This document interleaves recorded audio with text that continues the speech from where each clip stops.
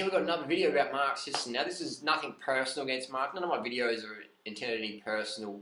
This is just my comments and criticisms of these low carb, high fat, animal product based diets that we see cause kidney issues, heart issues, etc. So this is my comments and criticisms I'm putting in this video. Nothing personal against Mark. I think he's a great guy. So first criticism, we have this graph here and it's called the Primal Blueprint curve. Now if we look here, it says insidious weight gain, and it has along the side grams of carbohydrates per day. Now if we look at what Mark Sisson recommends, to burn more fat, he recommends consuming less than 100 grams of carbohydrates per day. That's like a handful of raisins. That's like a good handful of raisins.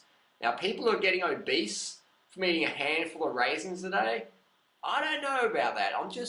Something to me smells a bit fishy, pun intended, a bit fish oily. Now I know Mark Sisson loves his fish oil, he sells and consumes a lot of fish oil. So my real question is, fishy jokes aside, how on earth does Mark Sisson claim that eating over 150 grams of carbohydrates a day creates insidious weight gain?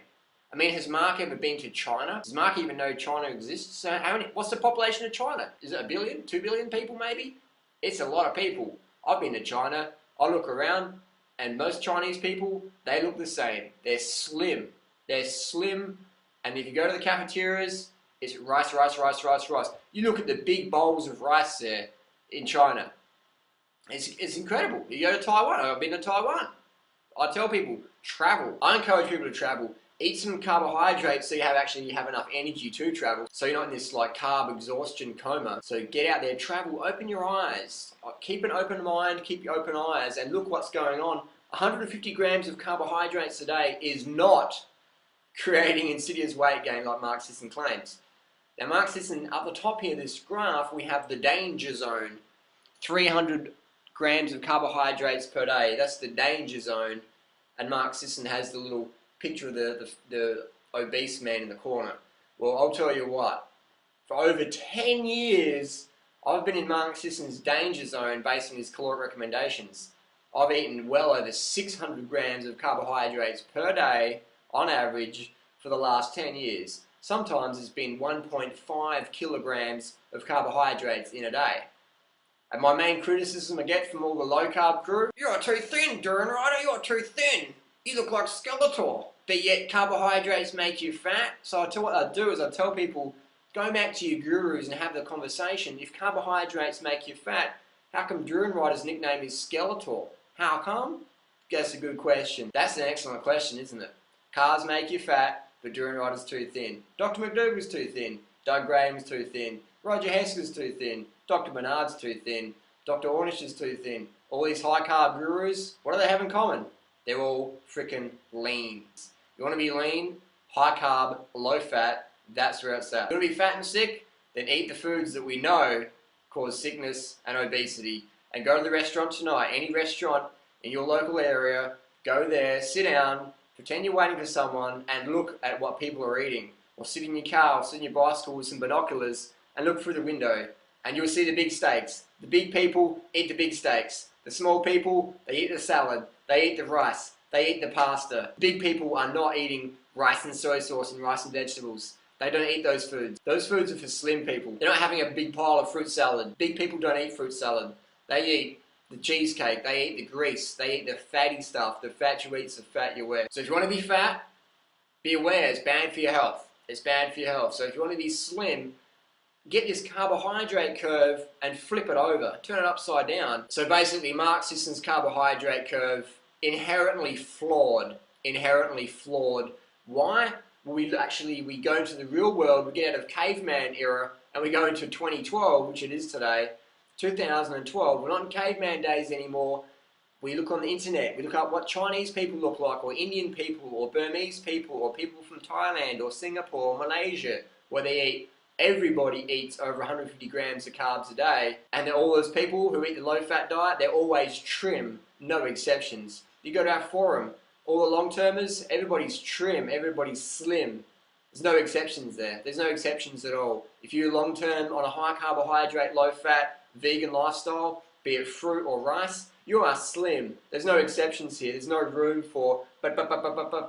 So that's just how it is. That's the reality. The fat you eat is the fat you wear. And that's why we go to Kenya.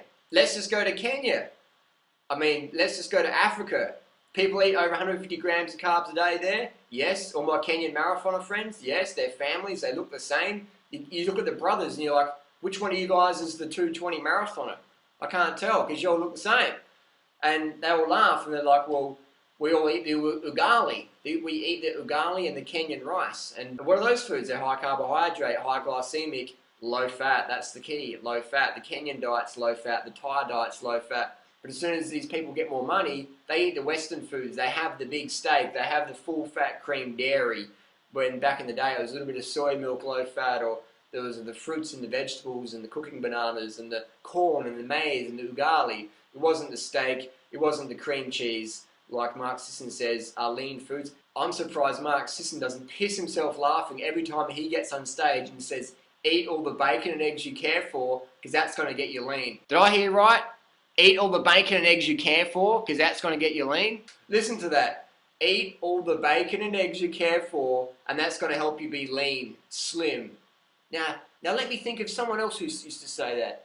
That's right, it was Dr. Atkins. Rest in peace, Dr. Atkins. Dr. Atkins died. He was clinically obese. He was 258 pounds in the autopsy table, and he had chronic arteriosclerosis.